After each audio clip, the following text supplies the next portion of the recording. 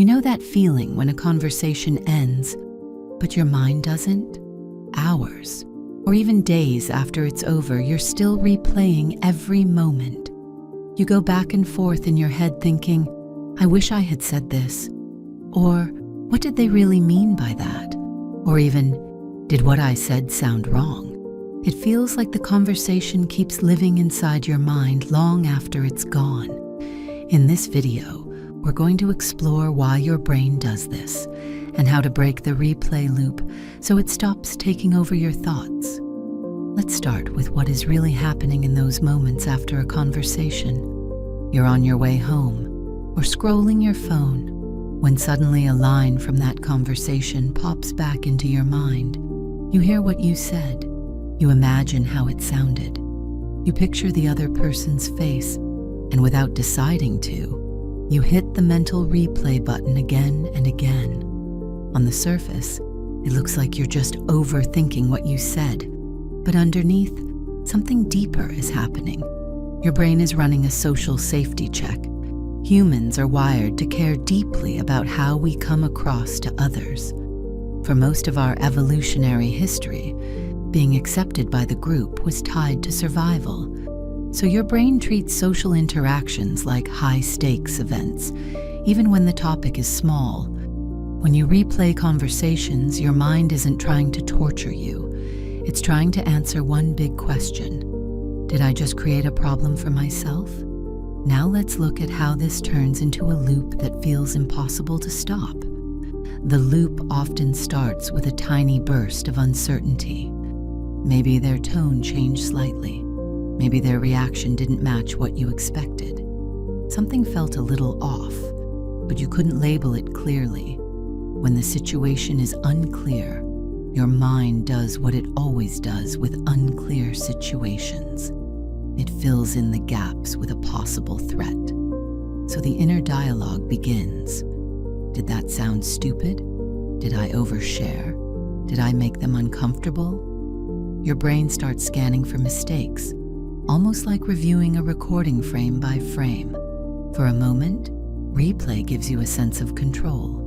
You think, if I can figure out what went wrong, I can prevent it next time. But here is the trap. The more you replay, the more serious the moment begins to feel.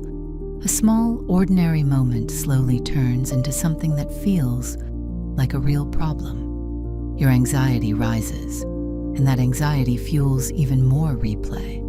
Before we try stopping the loop, we need to shift how you relate to it.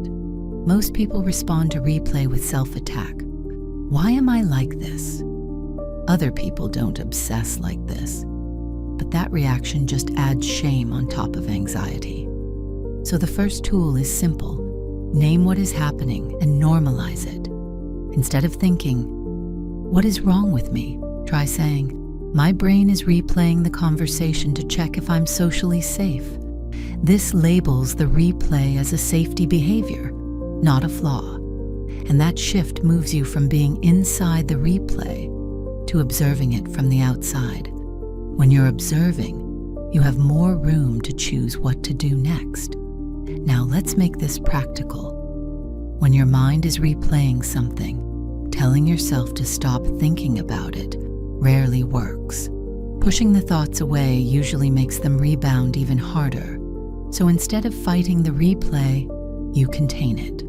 One helpful method is giving your mind a short review window, like 5 minutes. During that window, ask yourself 3 questions. Did I do anything clearly harmful or disrespectful? If yes, is there a real action I can take to repair it? If not, is this discomfort mostly about my fear of being judged? If a real mistake exists, take a small, meaningful step. If the answers are vague, like, I just feel weird, then treat that discomfort as anxiety, not evidence. When the review window ends, remind yourself, I have checked this. Replaying it again will not give me anything new. Then gently shift your attention outward, toward your senses, your surroundings, or a small grounding action. The goal is not instant calm, The goal is teaching your brain that the replay has a finish line. Finally, let's talk about the internal voice that reviews your conversations. Many people evaluate themselves through a harsh and unforgiving filter. You were awkward. You sounded needy. They probably judged you. If your inner reviewer talks this way, every replay becomes heavier and more painful. The goal is to train a kinder reviewer, one that speaks the way a supportive friend would, not by pretending everything was perfect, but by being fair and human. Maybe they would say, "That part was a little messy, but it's okay." Most people won't remember that detail. You were trying to connect, and that matters. You can practice this by writing the moment in two versions, one through your harsh critic and one through a compassionate friend. Over time, this softens the emotional tone of your replays. They become shorter, less sticky, and far less draining. To sum up, replay happens because your brain is running a social safety check. By naming the pattern, containing it with a review window, and using a kinder internal reviewer, you can keep the insight without falling into endless self-punishment.